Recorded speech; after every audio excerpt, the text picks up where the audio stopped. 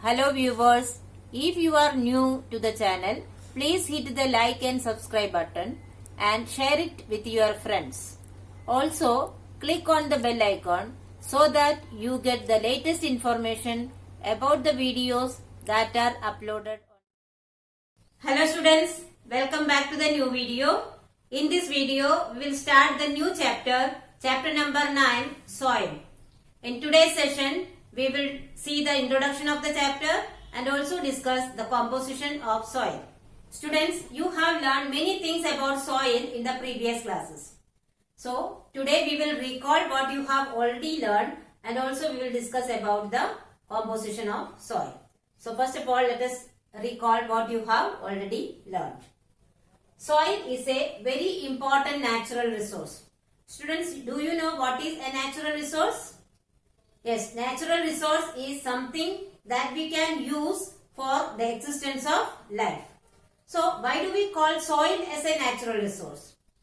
Because soil is essential for plant and animal life. Does it mean that we depend on soil directly? No. So, in what way then soil is important for plants and animal life? Because soil is found on the uppermost layer of the earth. And you know that plants grow on the uppermost layer of the earth. Plants need soil for growth. So, in what way then soil is important for the plant? Because soil provides the medium for the plants to grow and also they provide water and nutrients. Does it mean that the soil is very easily available on the earth's surface? No. Soil is a very important natural resource because the formation of soil is a slow process and it takes millions of years. So, such an important natural resource is essential for the growth of plants and you know that we all animals depend on plants for our food. It means that animals and plants depend on soil directly or indirectly.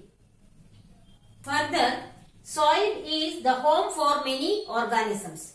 See, many small animals, insects, worms, even microbes live in the soil. So, soil provides the shelter for many organisms.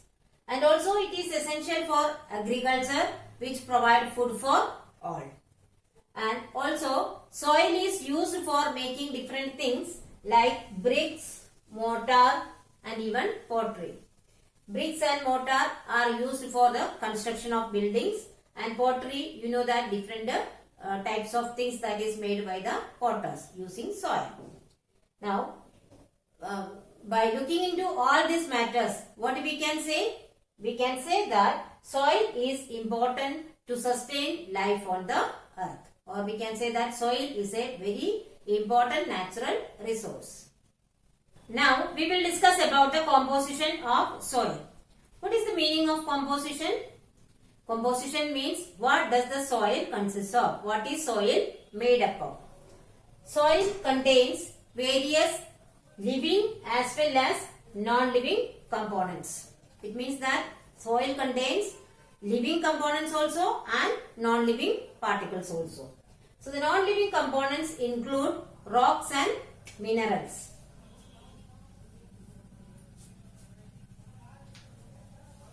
You will learn about the rocks and importance of rocks and minerals in the soil in the next topic.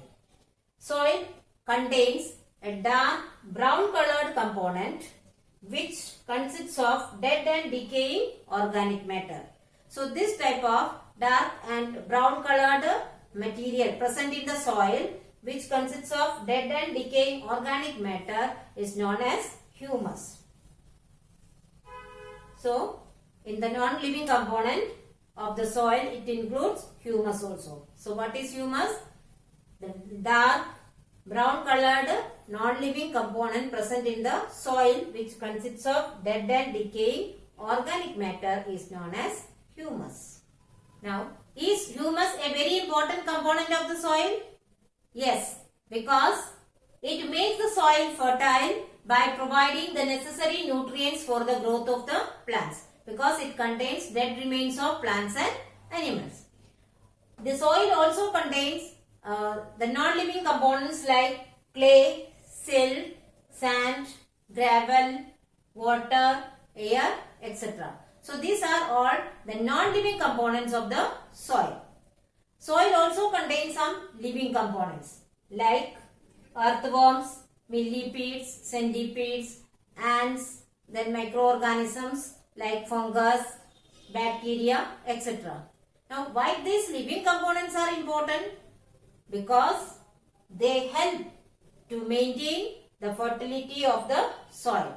So the living components also is an important part of the soil because they help to maintain the fertility of the soil.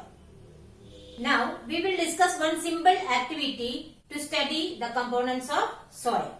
So what is the aim of the activity? To study the different components of soil. And to perform that activity we need certain materials like water, soil and a small jar. Now what is the procedure? Take a jar and fill it 3/4 of it with water.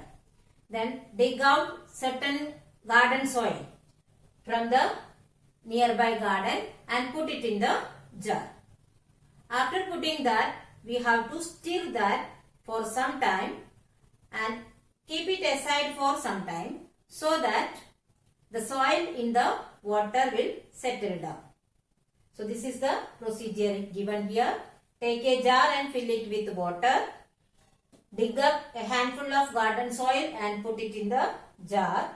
Stir the components and leave it aside for some time so that the soil settles down. When the soil particles settles down, we can see the different layers like this in the jar. The bottommost layer contains the bigger particles of gravel. And above that we can see the layer of sand because sand is smaller than gravel. And above the sand we can see the silt or clay particles settle down.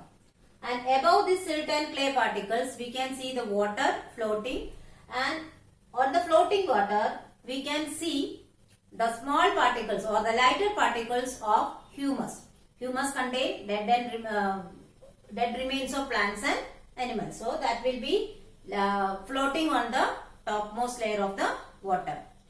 So we can say that when the particles settle down, the different layers showing the various components of the soil are formed. The bottom layer is made up of heavy particles called gravels, and just above it is the layer of sand, which is followed by a layer of silt and clay, which is distinctly seen. We can see the different layers very clearly. The topmost layer is made up of the lighter particles of humus floating in the water. So this shows the various components of the soil. So these are the natural non-living components of the soil. And also you know that soil contains certain living organisms also, like earthworm, insects, ants, then some microorganisms like bacteria, fungus, etc. But sometimes when we collect the soil samples from roadside or from a garden, we can see that it contains certain plastic pieces or polythene bags, etc. These are not the natural components, but these are added by the human activities. Actually, these components pollute the soil and kill the living organisms in the soil.